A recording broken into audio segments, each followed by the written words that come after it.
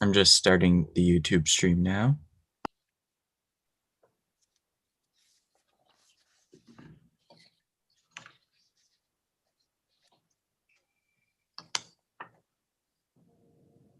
All right, you should be all set, Senator French. Good, welcome. Good morning. I'm Harold French, Senator from District 7. Today we will be holding a meeting of the Senate Commerce Committee. Before we get started, I'll read through a checklist to ensure that the meeting that we are holding is in compliance with the right to know law.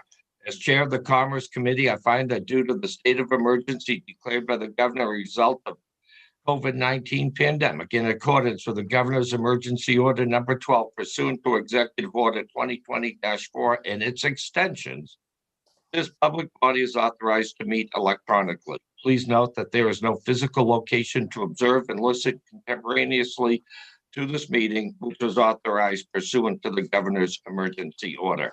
In accordance with the emergency order, I am confirming that we are providing public access to the meeting by telephone with additional access possible by video and other electronic means. We are utilizing Zoom for this electronic meeting. All members of the committee and selected legislative staff have the ability to communicate contemporaneously in this meeting through this platform. And the public has access to contemporaneously watch and or listen to the meeting on Zoom or YouTube and via phone by following the directions and links provided on the general court website.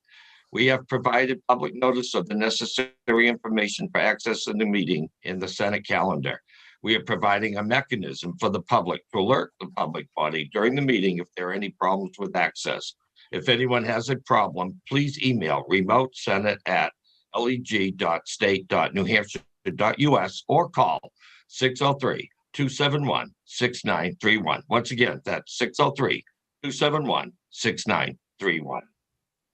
In the event the public is unable to access the meeting will be adjourned and rescheduled. Please note that all votes taken during this meeting shall be done by a roll call vote. Finally, let's start the meeting by taking a roll call attendance. When each member states their presence, please also state where they are and if anyone else is in the room with you during this meeting, which is required under right law. Senator Bradley. Yes, I'm here in my home office in Wolfboro, and I am alone. Senator Susie. Good morning. This is Donna Susie. I am at my home in Manchester, and I'm alone. Senator Gannett. I am here in Sandown, home alone. Senator Kavanaugh. Hello, Kevin Kavanaugh at my home in Manchester. I'm in the room alone, but my wife and son are in the house. Once again, I'm Harold French, Senator District 7, broadcasting live from the Sullivan Law Firm in Concord, New Hampshire. And there are people in and out of the building. So I'd like to start off with open the hearing on House Bill 95. The sponsor here. Yes, Representative Allard, all right, Representative, you should be able to unmute yourself. Can you hear me? Here we can, thank you. Good morning, Senator, Mr. Chairman, and members of the committee. It is indeed an honor for me to be here with you this morning.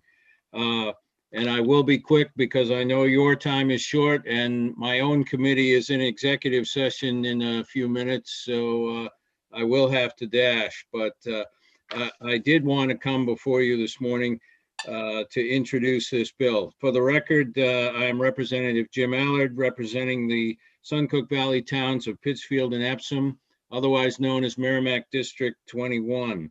I am the prime sponsor of this bipartisan bill, HB 95, and it may be familiar to some of you because it is exactly the same bill as HB 1595 that passed this committee last year, but unfortunately became a casualty of the COVID emergency. What this bill does is it seeks to add the singular product of ice cream to the list of already authorized products made from raw milk. It is very specific in limited quantities, but it is an open door of opportunity to small family farms and consumers from Plastow to Pittsburgh. This bill has the support of the agricultural community, and it passed this year, the House Agricultural Committee 19-0 by achieving the full consent of the House. I urge you to favorably consider the bill. I thank you for your attention. I am ready to answer any questions, but as I said, your time is short, and apparently mine is also, since I have to get to committee too. And with that, I will close, Mr. Chairman. Thank you. Any questions from the committee members? So one question. So what's the driving force for adding this? Senator, the list of authorized and approved products to be made from raw milk is fairly extensive. Cheeses, including frozen yogurt, but ice cream was left off that list. And ice cream, it has been seen by a few experiments with small farmers. Ice cream is potentially a very profitable product. And no one involved in the process of milk production can quite figure out why frozen yogurt would be allowed and ice cream not, cheese to be allowed and ice cream not, the drinking of raw milk and ice cream not. So it's really, perhaps we could consider it something we should have done a long time ago, but it just kind of got left off until a small community of would-be producers came forward and said they'd like to do this. Sounds good. Thank you, Representative. Any Thank other you, questions? Senator. No other questions. Thank you very much. Cameron? Okay, up next is Representative Woodcock. Representative, you should be able to unmute yourself. Thank you very much, Cameron. Appreciate it.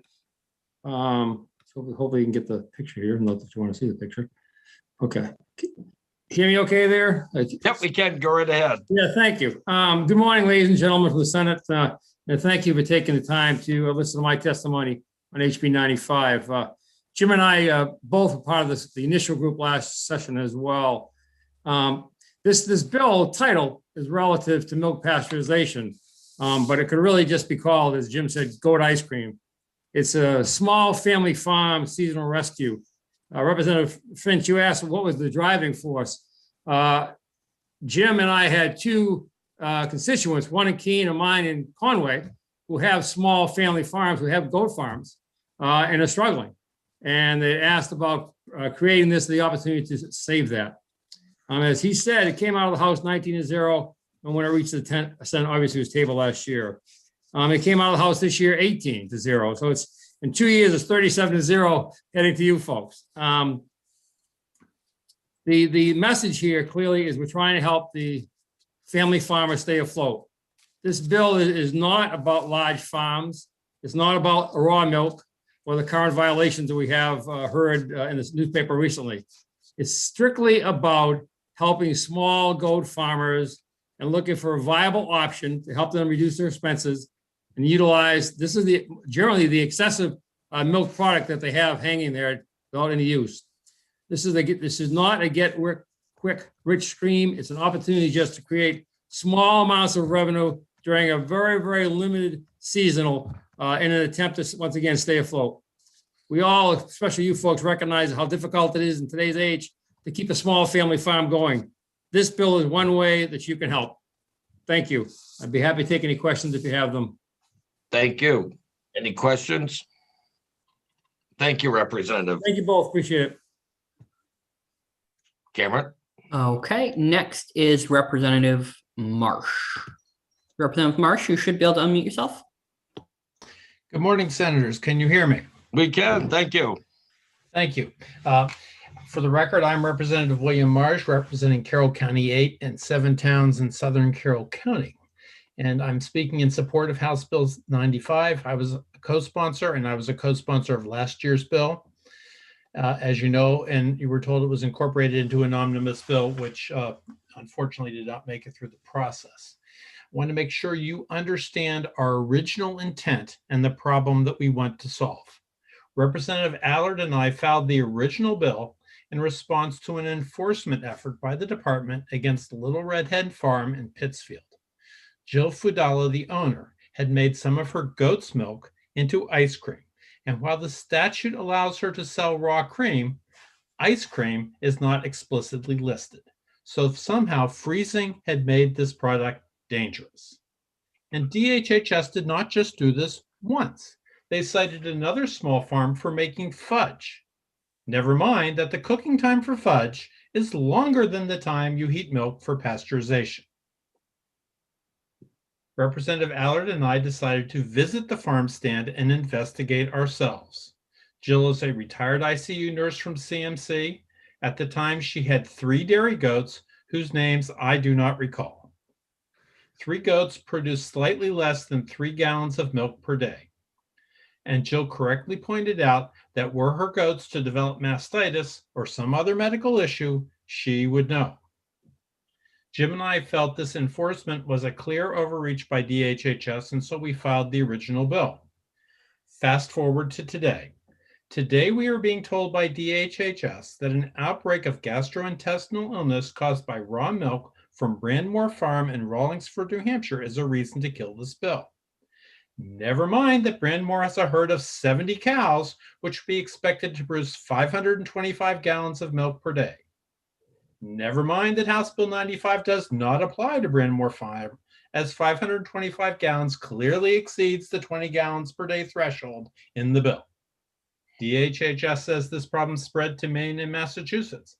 Never mind that that would be a violation of the prohibition on interstate commerce of raw milk put in place by the FDA in 1987, and no one has suggested making interstate commerce of raw milk legal. Representative Allard and I filed this bill because we felt DHHS needs to allocate its enforcement resources to protecting the public from the big problems that clearly still exist in New Hampshire, rather than persecuting small farmers. We still feel this way, and we hope you will join us in sending our message to DHHS by passing House Bill 95. I thank you. Thank you. Any questions? I have a question, real quick. No one in this world likes ice cream more than I do. No, you don't either, Senator. Goat ice cream, goat milk ice cream. Is it strong? I personally don't care for goat milk, but when we tasted the ice cream, it was fine. It was good. She makes a good product. She has lots of products. And it's this tiny little farm stand right off Route 28. It's right on the route between Wolfboro and the Senate. So if you guys ever meet for real, Senator Bradley, you drive right by it. Oh, yeah, I've seen it. I've seen it. Well, thank you, Representative. I appreciate your time. Senator Bradley.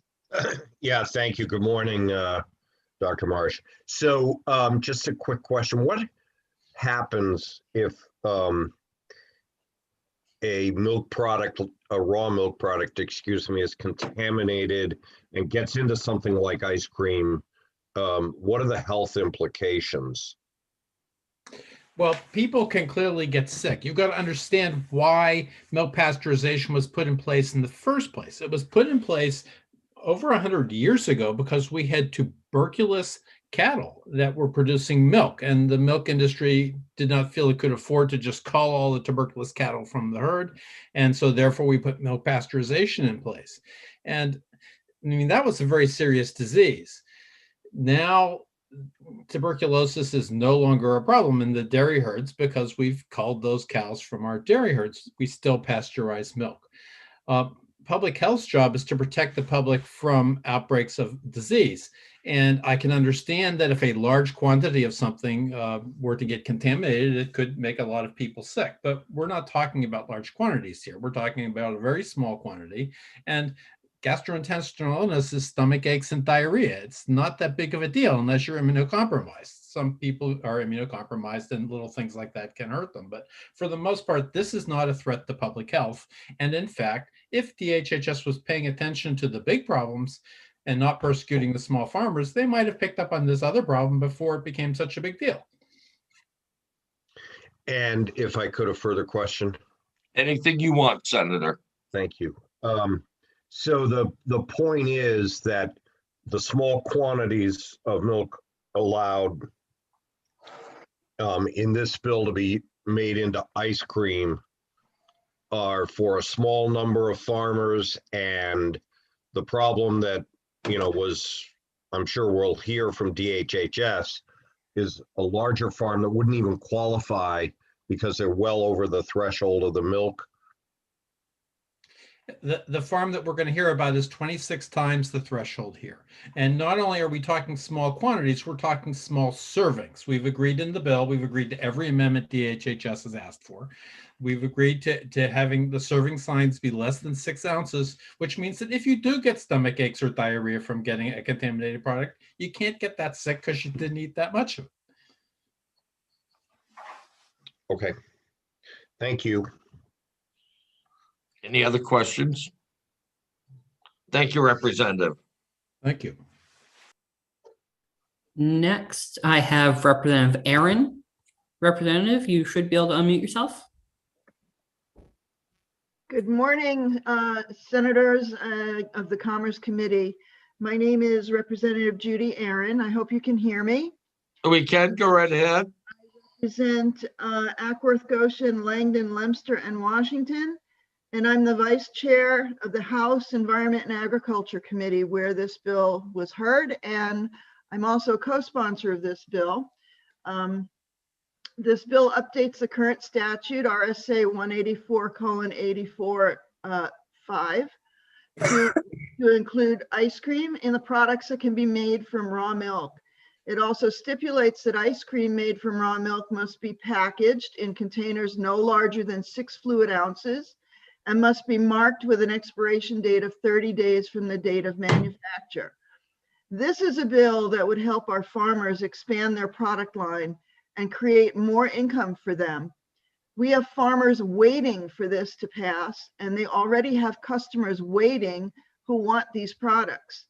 Many people routinely purchase raw milk products for its nutritional benefits. We already know, and we already allow the production and consumption of raw milk products in New Hampshire.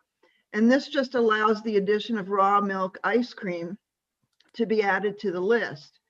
People who consume raw milk products fully understand the very, very, very small risk of gastrointestinal illness that might occur.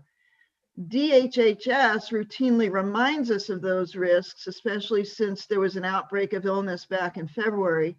But we know that overall, New Hampshire farmers do an excellent job and take many sanitary precautions to avoid those risks because they don't want their customers to get sick. That would be bad for business.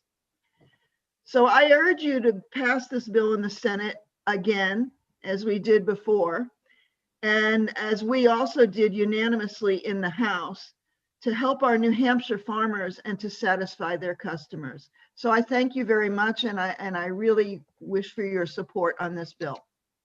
Thank you, Representative. Any questions from the committee members? Seeing none, thank you very much.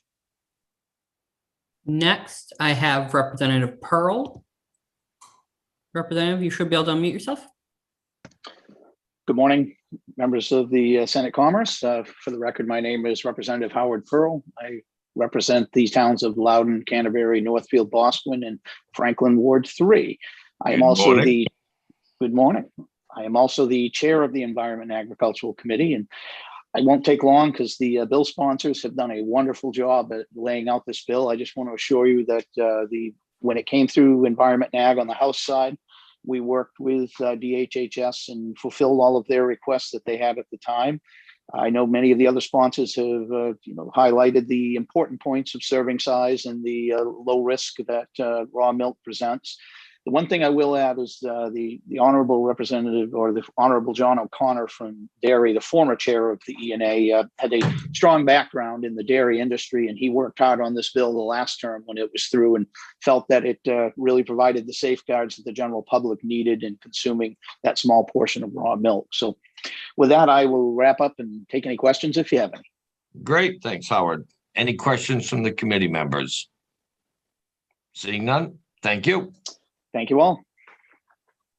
Cameron? Okay, next I have Colleen Smith from DHHS. Colleen, you should be able to unmute yourself. Good morning, Senator French and members of the committee. For the record, my name is Colleen Smith, and I'm the administrator of the Food Protection Section within the Department of Health and Human Services, Division of Public Health Services. And today I am joined by Abby Mathewson. She is our surveillance epidemiology manager, and she's our public health veterinarian in the infectious disease surveillance section in the Department of Health and Human Services. The department provided testimony in opposition to this bill in the House. From a public health protection standpoint, there is an increased risk of foodborne illness by consuming raw milk and raw milk products. The legislation as introduced would have allowed a milk producer distributor who produces less than 20 gallons of raw milk to not only process their milk into cream, butter, yogurt, and kefir, but to allow them to produce any raw milk products for sale from their farm stand or a farmer's market. While we worked with the sponsors of the bill and we were amenable to the amendment language that only limited that expansion to ice cream and frozen yogurt, we were just days after the hearing in the House involved in a very large outbreak where over 50 people from 3 states, New Hampshire, Maine, and Massachusetts, including 19 children and 7 adults 65 years or older, were known to become ill after consuming raw milk from a New Hampshire farm. One of the children also required hospitalization. We want to note that if it was not for the quick response of this farm to notify their consumers who purchased the raw milk about the illnesses, we believe that number of illnesses could have been much higher. As Representative Marsh mentioned, it is illegal for interstate commerce of raw milk, but it doesn't prohibit someone, a resident from Maine or Massachusetts or any other state, from coming across the border and purchasing that and bringing it back to their home. Due to this recent outbreak and the lessons learned during the investigation, DHHS is taking a more conservative position with regard to the public health protection as it relates to the consumption of raw milk and raw milk products. As a result, we have concerns about the language in House Bill 95, and as it further expands the types of raw milk products that could be offered, and we would suggest re-referring House Bill 95 in order to give the department additional time to complete its work around the investigation of the recent outbreak. Pasteurization was introduced over 100 years ago to combat diseases and reduce infant mortality from contaminated milk. And despite the widespread acceptance of pasteurization process to reduce this possibility of foodborne illness acquired from dairy products, pasteurized products are equally as nutritious as compared to the raw milk counterparts. Raw milk can lead to not only can lead to many different foodborne illnesses, not only Campylobacter, as I mentioned, the organism that caused the outbreak, but Listeria, Salmonella, Cryptosporidium, and Brucella, and also E. coli are bacteria that can be present in raw milk. Today, there's a vast amount of information available to the consumer about the consumption of raw milk through social media and the internet. There's no guarantee that all this information is validated through science and research. Many public health agencies, academia, and the medical community offer valid information based on sound science and research. And these are just as there are many other entities that provide undocumented testimony and information about that may be dangerous and may mislead the consumer into believing raw milk products are safe and consume and provide for their families, infants, and small children. Though these mistaken beliefs in the healing properties of raw milk and products, many families have suffered. They've exposed their children to life-threatening diseases that can lead to lifelong issues, including kidney disease. Within New Hampshire, the sale of raw milk is legal at retail and in some circumstances is sold outside of regulatory oversight. As the primary agency in the state of New Hampshire charged with the safety of New Hampshire food supply, we feel it is important for you to be aware of the information pertaining to foodborne illness and raw milk in New Hampshire. In conclusion, raw milk and raw milk product consumption remains a high risk food for transmitting illness to the consumer. The percent of cases of intestinal disease in New Hampshire reporting raw milk or raw milk product exposure prior to illness has increased over the past 4 years. This trend, as well as the recent outbreak associated with raw milk consumption from a licensed New Hampshire farm, is concerning not only from the public health perspective, but also to the New Hampshire dairy industry as a whole, because it can lead consumers to lose confidence in New Hampshire's milk supply. While current law requires labeling of raw milk products, it should be noted that there is difficulty in enforcing this part of the statute, as there is no requirement for producers to register or disclose on-farm, farm stand, or farmers market sales. I'd like to thank the sponsors of House Bill 95 and thank you for the opportunity to address the committee on this bill. And I would be happy to answer any questions you have or provide additional information. Thank you. Can you tell me, is there any greater danger in consuming ice cream or frozen yogurt made of raw milk than it is to drink the raw milk or eat cheese, yogurt, butter, or just the cream? From a risk analysis, there's not a higher risk associated with ice cream, frozen yogurt. However, our concern is that this might be a product that is more likely given to children who don't have a choice, and it's usually their parents that are making that decision as to whether or not to consume a product that has not been pasteurized. Get you. Thank you.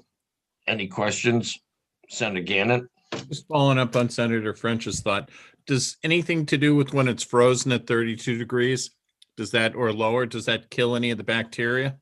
It wouldn't kill. There's listeria that can survive at refrigeration, frozen temperatures. So there is still a risk, even though the product, when you don't pasteurize the base milk to begin with, there's a increased risk for foodborne illness. Okay, thank you. Anyone else? Seeing none, thank you very much. Oh, Senator Bradley. Oh, I'm sorry. Hold on. Let me bring her back. I accidentally got rid of her. No. Is Representative Marsh still available? He is still here. Do you want me to bring him in? Yeah, I Please. have a question for him. Representative Marsh, you should be able to unmute. I am here. Can you hear me? Yep. Yeah, good morning again. Just in the language of the bill on line 8, should the language read not more than 30 days? Let me pull up the language of the bill, but that certainly sounds reasonable to me. It just says right now it says with an expiration date 30 days from the date of manufacture. Okay, line 8 of the bill. And what were you suggesting, Senator? Not more than 30 days. Yes, that would be a sensible change. Okay, thank you. Thank you, Mr. Chairman. Thank you. Okay, the next person I have on the list is Abigail Mathewson, also from GHHS. Abigail, you should be able to unmute yourself. Good morning. Can you hear me? Yep, we can. Good morning. Good morning. I am Dr. Abigail Mathewson, and I'm the State Public Health Veterinarian and Surveillance Epidemiology Program Manager, as Colleen had said, within the Bureau of Infectious Disease Control and the Infectious Disease Surveillance section. I'm going to provide just a few additional comments regarding to our position on HB 95. First, what I'll say is that the public health best practice is to recommend pasteurization of all dairy products intended for consumption.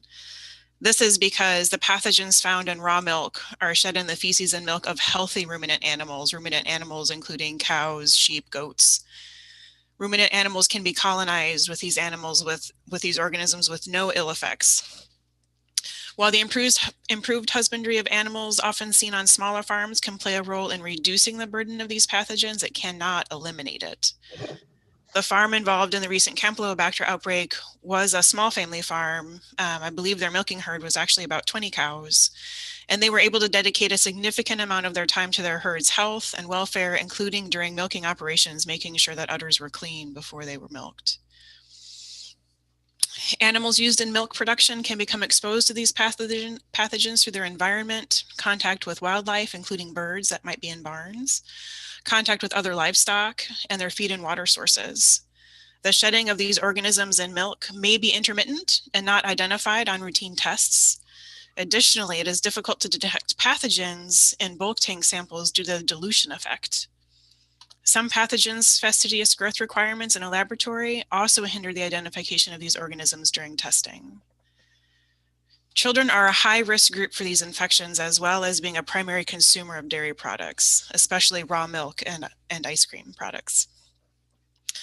The American Academy of Pediatrics advises against providing raw milk to children in addition to pregnant women and immunocompromised individuals because of the risk of severe illness and poor outcomes, up to including permanent injury and death. Children are also not in a position to make decisions about consuming higher risk dairy products provided to them by a parent or caregiver. Without the proper labeling and education of consumers about the inherent risks to consuming raw milk products, raw dairy producers may be opening themselves to litigation should their consumers become ill. It is difficult, if not impossible, to enforce regulations for labeling products appropriately for those small dairies that are not required to be licensed by Food Protection Services. I also understand that Dr. Jennifer Denublia has provided additional testimony in regards to clinical implications of foodborne illness in raw milk. And I thank you for the opportunity to speak today, and I'm available for any questions should you have any. Thank you very much. Any questions from the committee members? Seeing none, thank you. The next person I have is Robert Johnson. Robert, you should be able to unmute yourself. Thank you, Mr. Chair and members of the committee. For the record, my name is Rob Johnson, and I'm representing the New Hampshire Farm Bureau as the Federation's policy director. Farm Bureau is a federation of New Hampshire's 10 county Farm Bureau organizations, with our members being made up of just under 2,000 family farms and an additional 1,000 or so supporting and business members. And we are in support of House Bill 95. As the bill was initially drafted, we had concerns. It was more expansive and not as targeted as what's before you now. And our concerns being that some of our larger farms have a big investment in their dairy operations and have concerns with anything that would cause the public to lose confidence in the milk supply and reflect negatively on dairy. But we also understand that raw milk is a key market for our smaller producers, and it is often the draw to the farm. So with that, it was in the fall of 2019, before the first bill was introduced, we had a meeting at Farm Bureau, and that meeting was attended by the sponsor of the bill, Representative Allard, Representative Aaron. We had Jill Fidella and her husband, who initiated the bill here, and they have the goat farm in Pittsfield. We had representatives from HHS Food Protection, including the supervisor of the Dairy Sanitation Unit. We had our Extension Dairy Specialist, who also chairs the Milk Sanitation Board. And we had Commissioner of Agriculture Jasper, along with our president, Dennis Ward, who was a retired dairy farmer and managed the herd up at Hatchland in North Haverhill for a number of years. And at that meeting, we discussed our concerns with the bill, and as it was drafted at that time, and what we came to an agreement with, what we thought was an agreement, was the targeted bill that you see in front of you that allows for raw milk, ice cream, and frozen yogurt to be added to the current language. And with that, there was an understanding that we all would commit through the rulemaking process in the future to add some things, one being a recall list, so that as customers come to a farm, if something does happen, there's a ready list that the farm can then contact their customers. And that's something that Ms. Fidella and I believe many of the others already do. And then we also discussed some potential future training for raw milk sellers. And then maybe some enhanced labeling requirements.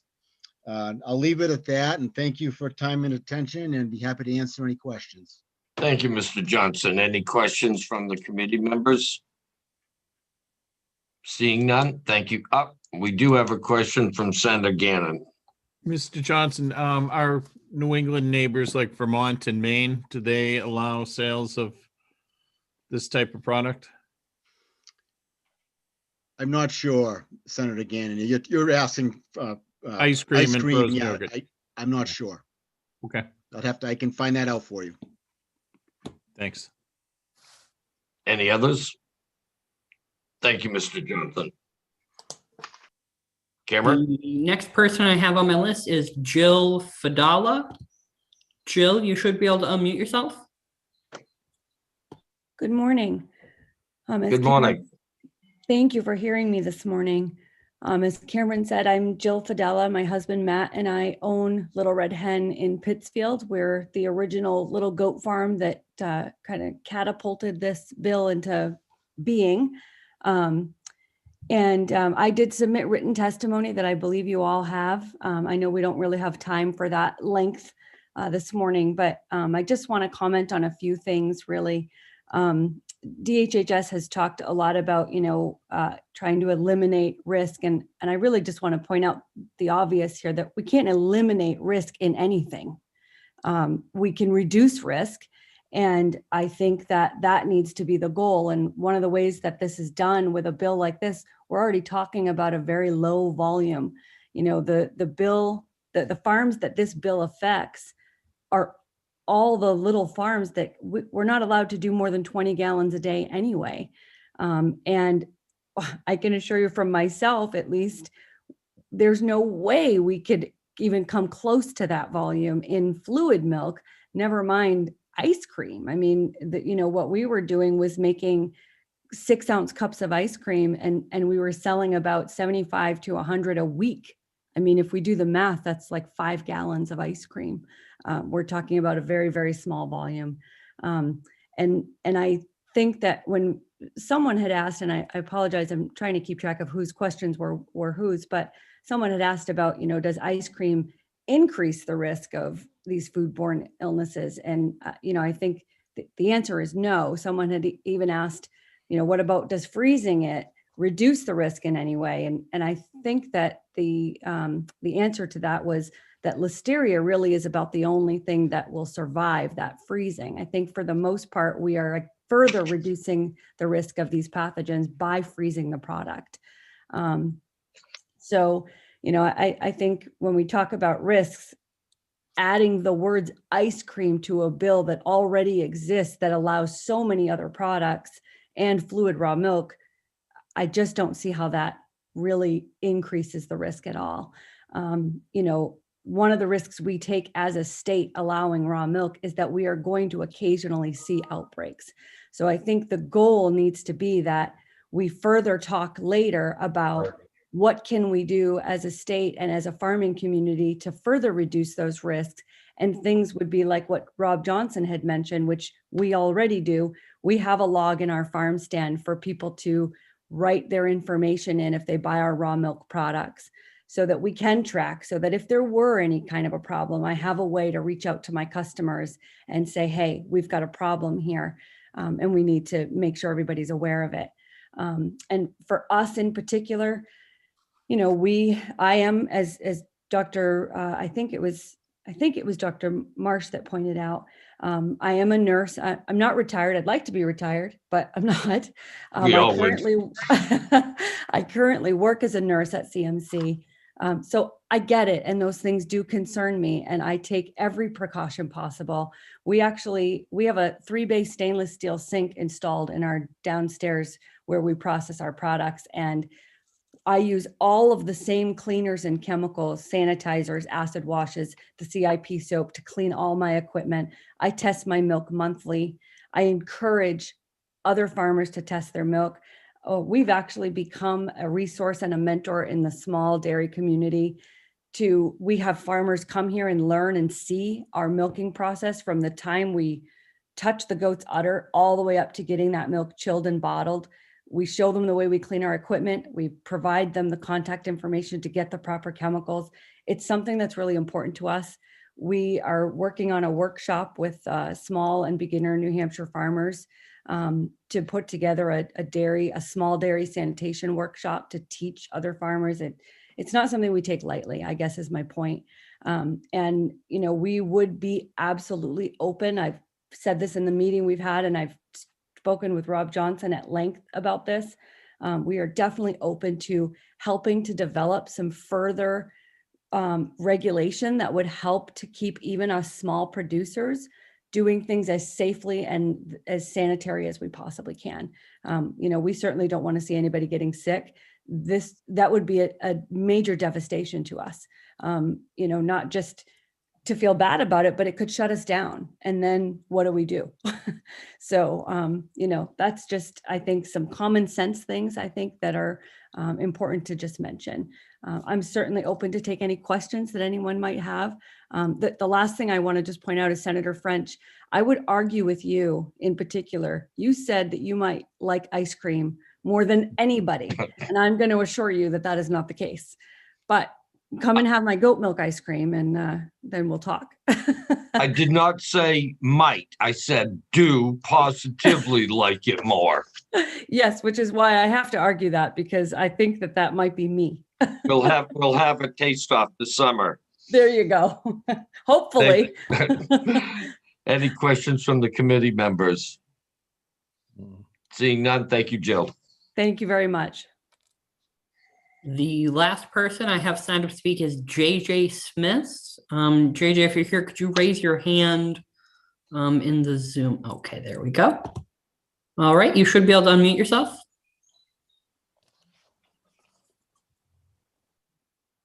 I am JJ Smith. I'm a retired family physician. I have a public health degree. I've actually been interested in public health since before I went to medical school. And I eventually decided to get that public health degree while I worked part-time. I feel very uncomfortable with needing to give this testimony. I was actually uncomfortable when I saw that DHHS had signed off on this bill for precisely some of the reasons that you heard. And I want to add some context that I think is often not understood. And that is that illness, when it comes to clinical attention, and I've seen a lot of different illnesses, not some of the ones that we've talked about, but I'm very aware that they do occur. Illnesses are often not traceable to a source, that people eat lots of different things. And so where did this illness come from? Well, if there's a big outbreak, which you just had of Campylobacter, well, that sometimes does come to attention, but oftentimes it doesn't. And some of these illnesses are really potentially extraordinarily serious. And I know a lot about dairy farms. I've actually, as a teenager, worked on dairy farms. I love cows. I love dairy products. I've drunk raw milk before I knew more about it. I would not now, but I also don't get terribly worried about occasional cheeses that have been produced in a way that does not necessarily completely eliminate risk. And Jill Fidella is absolutely right. You cannot eliminate risk. You can reduce risk. But the most careful washing of udders and use of all of the right equipment does not guarantee things. And I would point out that there is no evidence that freezing kills most bacteria. In fact, I've done clinical microbiology also before I became a physician, and we often would store things frozen to then revive them later that were various bacteria. So that really is not at all likely that it would be helpful. There are some bacteria where cold enrichment is in fact useful, but that's also something that would happen with milk. So that's not an important point.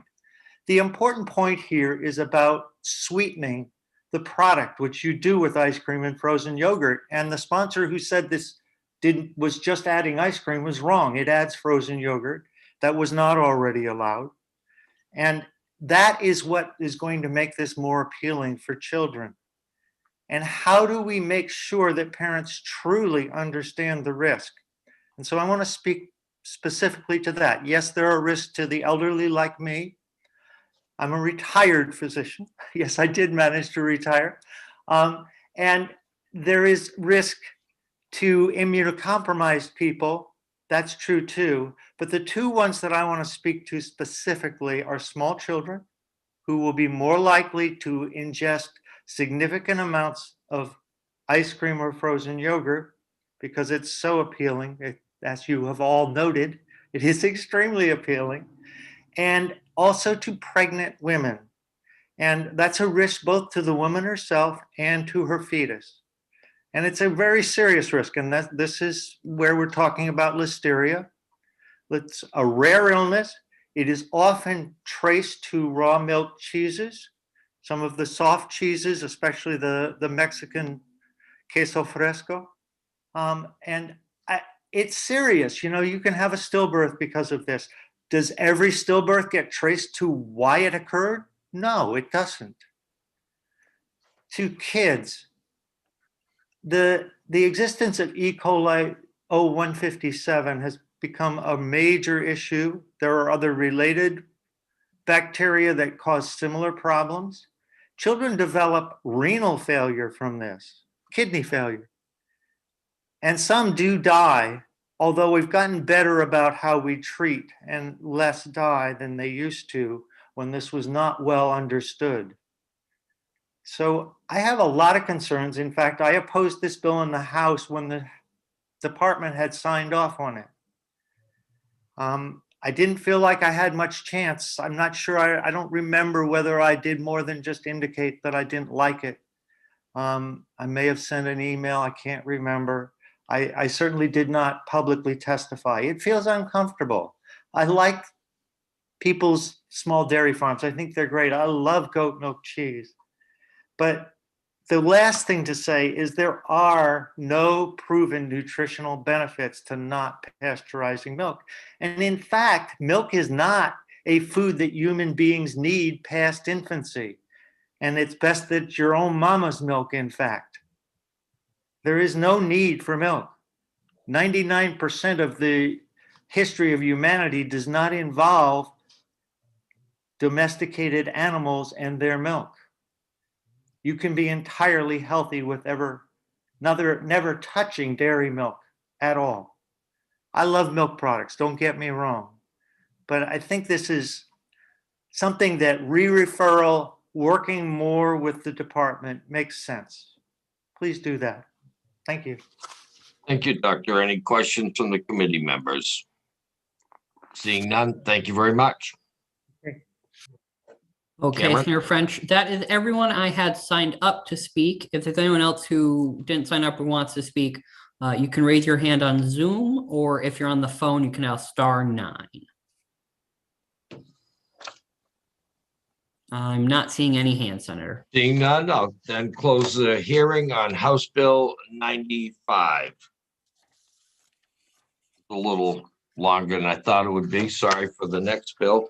I thought you Aaron. milked that bill, Harold. Yeah, thank you.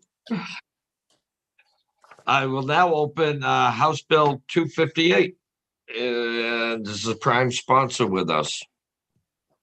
Okay, let me. Representative Seaworth, it looks like. We're at 258, I think, aren't we? Yeah. Representative Yokella? Yes, thank you, Senator French and members of the committee. My name for the record is Representative Josh Okella from Fremont, Danville, and Brentwood, Rockingham 33 district. And I'm here today to introduce HB 258 relative to the permitting wage and hour records to be approved and retained electronically. So this bill came to my attention from a business inside, or a manager inside of New Hampshire, that wanted to retain and keep hour records, especially when they're required to get a change, a signature for every time someone needs their hour changed by the employer. They were having a lot of paperwork because of that, and so they wanted to do that electronically. However, in the law, as they read it, it wasn't clear that it was allowed. So currently, it just in our statute, it says that employers of employees shall keep true and accurate records. And then in the labor regulation, it requires that time records with entries that are altered shall be signed or initialed by the employee. And so it was, I talked with the labor department, and they don't have an issue with it being electronic records, but because some of the businesses, and they said that some businesses do keep electronic records and they don't have an issue with it, but there are some businesses which are weary to stray from the direct letter of the law, and so that they wanted to make sure that it was allowed before they kept those records electronically. So all this bill does is to add the language that records required by this section may be signed, acknowledged, approved, and retained electronically. And this really isn't a policy change, it's just a clarification so that businesses that feel wary to stray from the letter of the law will be able to do so. So thank you, and I'm happy to answer any questions. Sounds good. Any questions from the committee members? Seeing none, thank you very much. Thank you. Okay, the next person I have signed to speak is Representative Seaworth.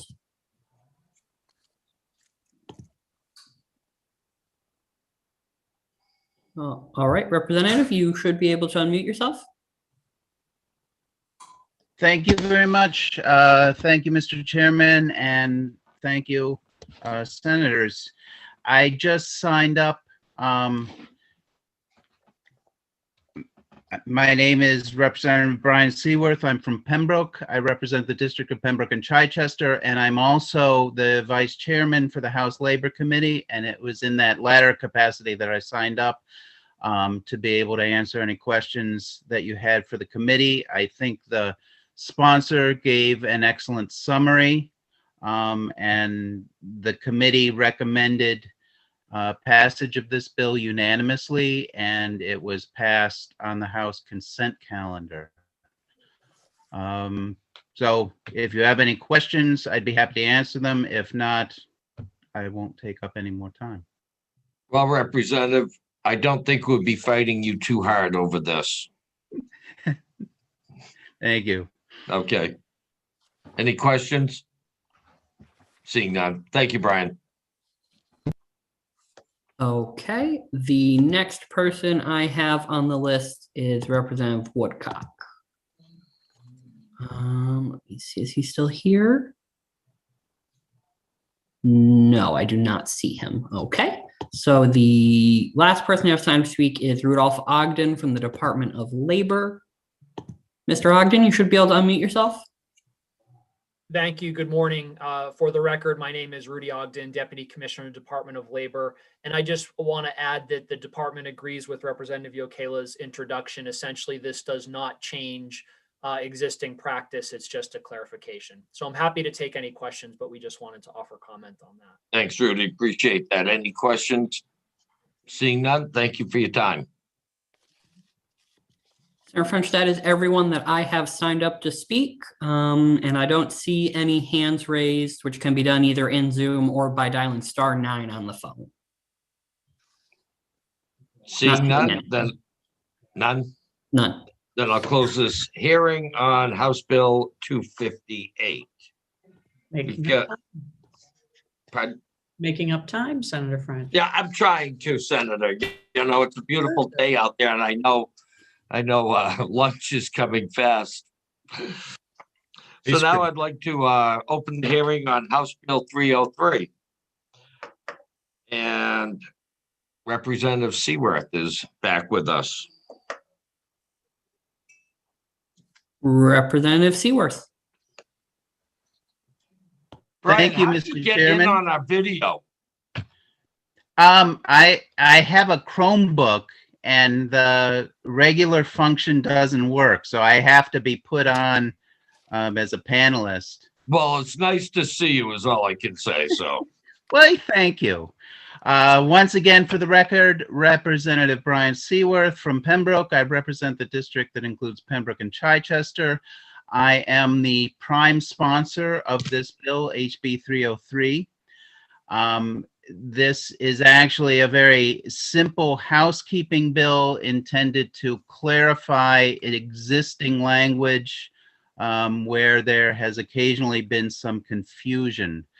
This is language that came from the Department of Labor and a suggestion to look at this statute. Senator Kavanaugh and I served together on a study committee in the last term, and this language was brought to us as a suggestion. If the senator recalls, most of the time we spent on this was trying to understand the underlying RSA, which we're really not changing in any way. So just briefly what that is, this is the RSA. It's been in effect for something like 35 years. And it says that if any employee is required to come into work, then the employer is required to pay them for 2 hours, whether they work 2 hours or less or not at all. When this provision has two exceptions. The first one was put in place when the original bill was put in, and it exempts municipal and county employees. I assume this is a 28A issue. The second exemption is more recent, and it says that for ski and snowboard instructors, if they don't work, their compensation can be in non-monetary for something of equal or more value. The problem is the way the language currently is, those two provisions can get mixed up. And apparently there's been one or two municipal or county employees that contact the Department of Labor and say, well, where are my free lift tickets? The intention was never to mix the two. There's an exemption for municipal and county, and there's the exemption for the ski and snowboard instructors. And the way this is reworded, it makes it very clear that they're distinct. Other than that, the bill makes no changes to the actual policy or how the department interprets it. This was recommended unanimously from the House Labor Committee. It passed the House on the consent calendar, and hopefully you'll find this as simple as we did. So with that, I'd be happy to take any questions. Thank you. Any questions from the committee? Seeing none, we're good. Thank you very much. Have a great day. You too. Okay, the only other person that I have signed up to speak is Rudy Ogden. Good morning again. Thank you. For the record, my name is Rudy Ogden, Deputy Commissioner, Department of Labor. I think Representative Seaworth did a great job of explaining the rationale. Again, the intent here is not to change what's happening or happened. Our real concern here has been that for municipal or county workers, we have never understood what that quote other compensation would be. Again, within industry, it was understood that for the ski and snowboard instructors, they would be getting passes or things of that nature. We have not had a similar product or a similar form of remuneration for the county and municipal workers. And to the representative's point, we have gotten a couple of questions from folks saying, well, what other compensation should I get? So that's why we asked for the clarification within statute. I'm happy to take any questions. Great, thank you. Any questions? Senator Kavanaugh? I'm You all look set. like you Did a want lot of to. hard work. in You the do shutdown look on like you this. want to ask something, though. Are you sure? I just want to know where you get your ice cream. Yeah. Thank you, Rudy. Thank you. Senator French, that is everyone who has signed up to speak, and there are no hands raised at this time. Then I will quickly close this hearing on House Bill 303. Guys, we're gonna take a 15-minute break and then come back in exec, if that's okay. Well, Senator Bradley should be back and join us then. So we'll be recessed until 10:15. 10, What bills, 10, Harold? 18, Everything we have left? 10, 19, 10, 20. Do I hear 21? Okay, see you at 10:15.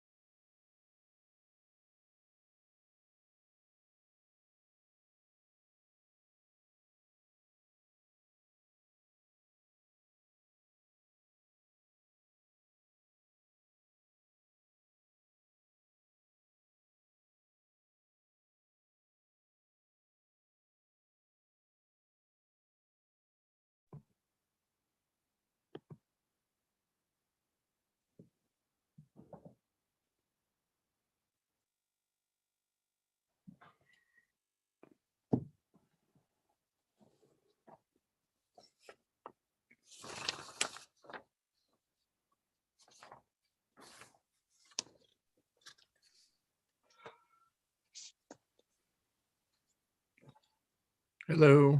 Thank you for being prompt. Unlike our, Can you hear me, Harold?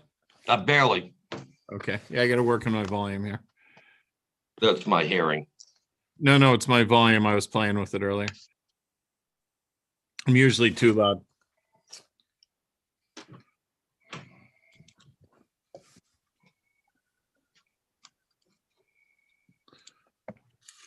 I'm going to be the only one with a problem with the yogurt, aren't I? No, No, we No? should talk about it because I think there are some legitimate issues there. Yeah, no, there are. I just, there, we come out of recess, everyone's back. Can I get a motion to go to executive session? So moved. Motion by Senator Susie, seconded by Senator Bradley. Senator Bradley, Yes. Senator Susie, Yes. Senator Kavanaugh, Yes. Senator Gannon, yes. Senator French says yes. So I'd like to take up, we have 3 bills left, Senate bills. I'd like to take them up in order, and then I think we can go into the House bills. I'd like to take up Senate Bill 67, an act relative to paid sick leave. Senator Bradley? Yeah, I'll move inexpedient to legislate. And seconded by Senator Gannon. So Any discussion? the bill is well intended. There's no question. I could say the same thing about this, and I think Senator Susie's probably heard this speech so many times about good intentions, but it creating winners and losers. I think, if it drives up the cost of, employees for businesses, there's just less job opportunities. And I think that's problematic. So more and more companies are having to offer, benefits. And I think we need to be careful about,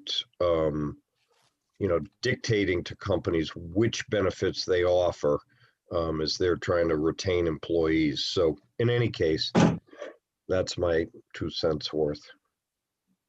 Thank you. Any other discussion? I would just say that this bill is significantly scaled back from other pieces of legislation we considered in the previous session. I think it's timely, and I do think that we have an obligation to set a certain minimum standard for businesses to operate. I don't think this is overly burdensome, and I will vote against the ITL. Thank you. For all set, so the motion on the floor is ITL. Senator Bradley, Yes. Senator Gannon, Yes. Senator Susie, No. Senator Kavanaugh, No. and Senator French says yes. So that's 3-2. We'll Senator take up, Who do you- and You Senator can- Bradley take that out. Okay. Or, Okay. no, or was Gannon? I didn't hear anyone else. I'll take it out. Okay. And now we, Senate Bill 137, relative to minimum hourly rate for tipped employees. Well, I would move ought to pass, and I'd like to also move ought to pass on Amendment 700S. And Senator Gannon, anyone second that? Seconded by Senator Gannon. Go ahead, Senator Bradley. Yeah, so what Amendment 700S does is allow for cigar bars and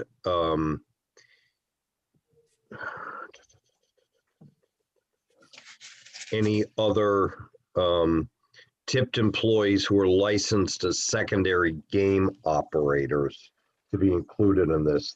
These are also tipped employees, similar to wait staff in restaurants. Here's the issue. We're one of only a handful of states that sets our tipped minimum wage at a percentage of the federal minimum wage. So and I think it's not a question of if, but really rather a question of when the minimum wage federally goes up, it would mean that we would be 45% of whatever that is.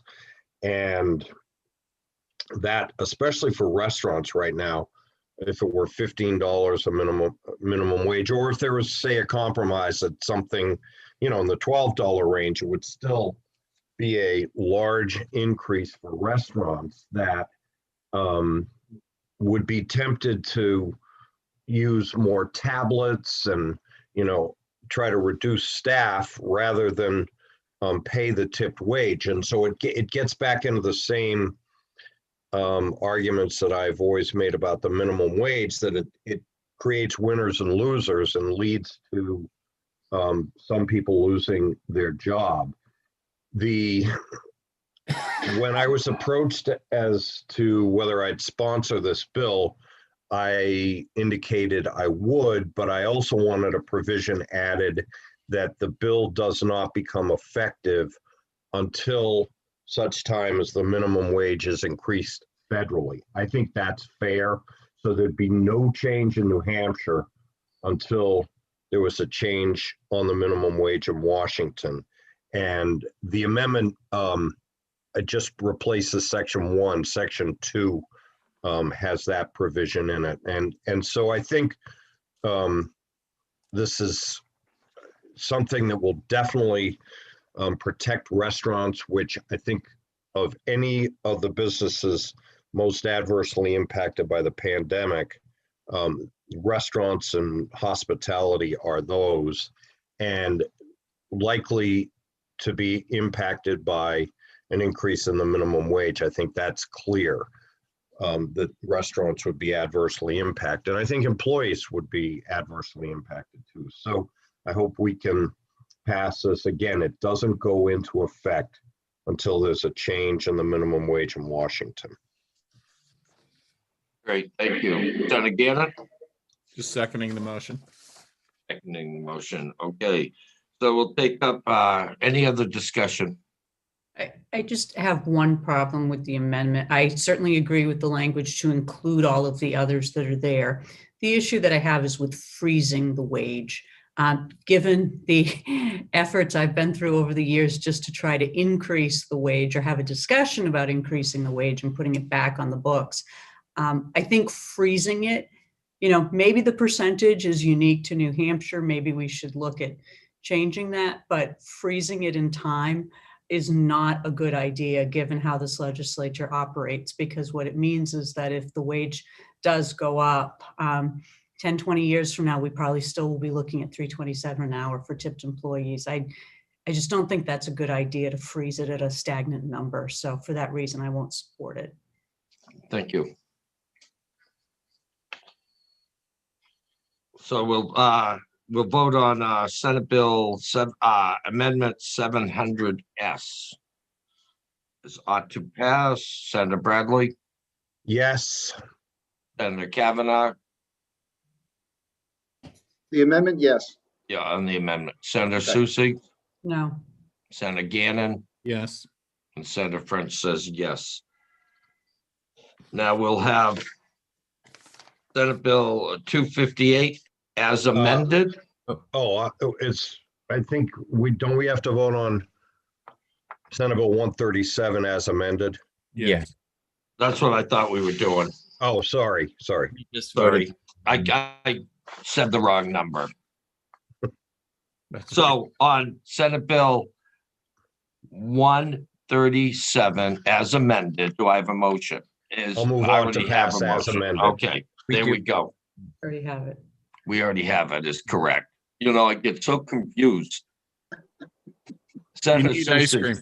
I need more goat ice cream. Senator Susie. No. Senator Kavanaugh. Maybe into the No. Senator Bradley. Yes. Senator Gannon. Yes. And Senator French says yes. And Senator Gannon, can you take that out? Sure. Thank you. That leaves us with Senate Bill 138, an act relative to consumer protections against profiteering in necessities. So, Mr. Chairman, I was a co-sponsor of Senate Bill 138, but I think the hearing showed a lot of questions about, moving forward with an anti-profiteering statute. It's kind of unfortunate that we can't re-refer the bill and at the same time pass Senator Waters' amendment, which seems to make a lot of sense. So I just raise a question, what other folks on the committee think if we were to take Senator Waters' amendment, which is 873, and substitute it for the entire bill and encourage Senator Sherman potentially to refile the bill after working with some of the folks that raised concerns about, the initial version of the bill. Would that be a suitable outcome to members of the committee? I think so. How do you feel? That could work. I would hate to see Senator Waters' amendment go away because I think it made good sense and there certainly was support. Senator Sherman's underlying bill, I do think some of the concerns raised were a bit inflated. And I think that, we've seen that this language could work in other states. I hate to see the whole thing go away, but if that's the only way to have a vehicle for Senator Waters' amendment, then. Great. So do I have a motion? All right, I will move that Senator Waters' amendment 873S be substituted for the entire bill.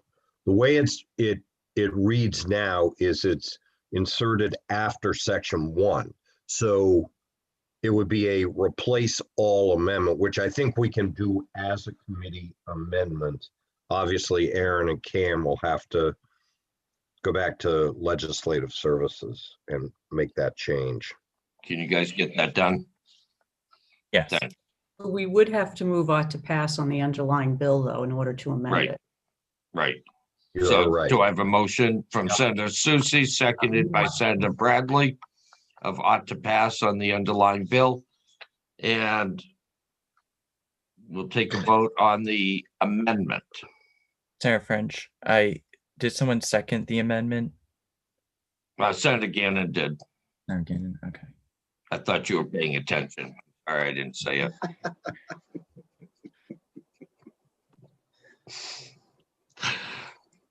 So Senator Bradley ought to pass on the amendment. Yes. Senator Susie, Yes. Senator Kavanaugh, Yes. Senator Gannon, Yes. and Senator French says yes. Now we have ought to pass on Senate Bill 138 as amended. Senator Bradley, Yes. Senator Susie, Yes. Senator Kavanaugh, Yes. Senator Gannon, Yes. and Senator French says yes. Do I have a motion for consent? I'm saying. Motion for consent by Senator Bradley, seconded by Senator Kavanaugh. Senator Bradley, Yes. Senator Susie, Yes. Senator Kavanaugh, Yes. Senator Gannon, Yes. Senator French says yes. I'll take it out.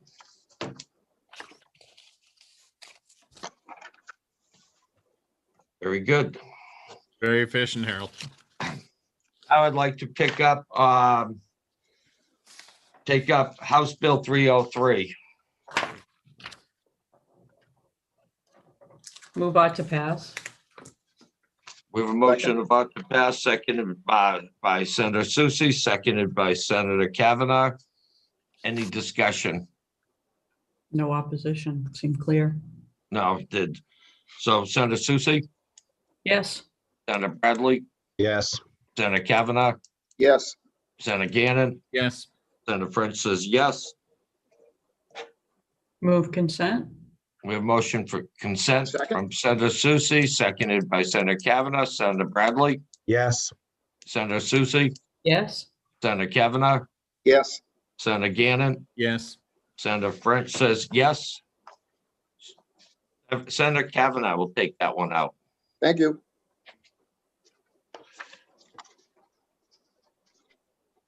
Quickly moving, let's take up House Bill 258. Move out to pass?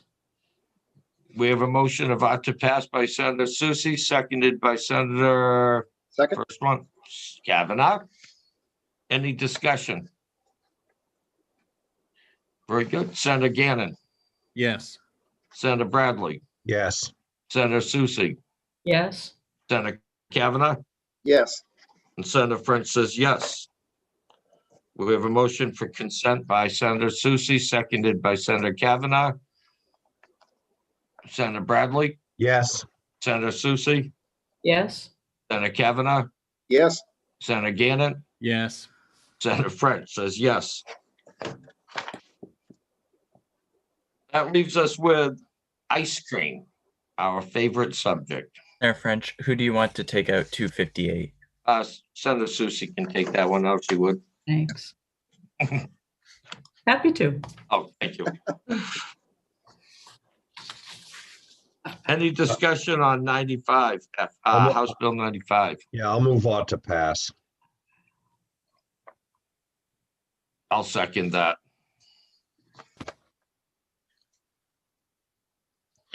I think, if I can speak to that motion, Mr. Chairman, in the question of Representative Marsh, this bill would apply to a small producer, a very small producer. The problem that the Department of Health and Human Services highlighted is a much, larger farm. I think that, we are just adding one thing, ice cream, to what we already allow for raw milk, and generally speaking, with very few problems. So I certainly understand the position of the department. They do have rulemaking authority, over raw milk. So I think I feel comfortable moving forward with this at this time. I have to agree with you, Senator. They're allowed raw milk and cheese and butter and cream and all the rest. And there was no testimony that it would be more dangerous to add ice cream to that, other than it's just another product. So I will be voting for this. Oh, we have a motion about to pass. Senator Bradley, Yes. Senator Kavanaugh, No. Senator Susie, No. Senator Gannon, No. and Senator French says yes. Okay. I was just, I thought it was the department and the suggestion of retaining it, so they have some time to work on it. And I hate to be opposed to it, because I think it's something we can go forward to, but if we give them some time just to look at it, I'd make the motion to retain the bill. I would second. We have a motion to retain by Senator Kavanaugh, seconded by Senator Susie. Senator Bradley, No. Senator Kavanaugh, Yes. Senator Susie, Yes. Senator Gannon, Yes. Senator French says no. Senator Bradley, why don't you take that out? I'm in the minority. Yeah. I know, that's why I thought we could get a little edge on what we want by you taking it out.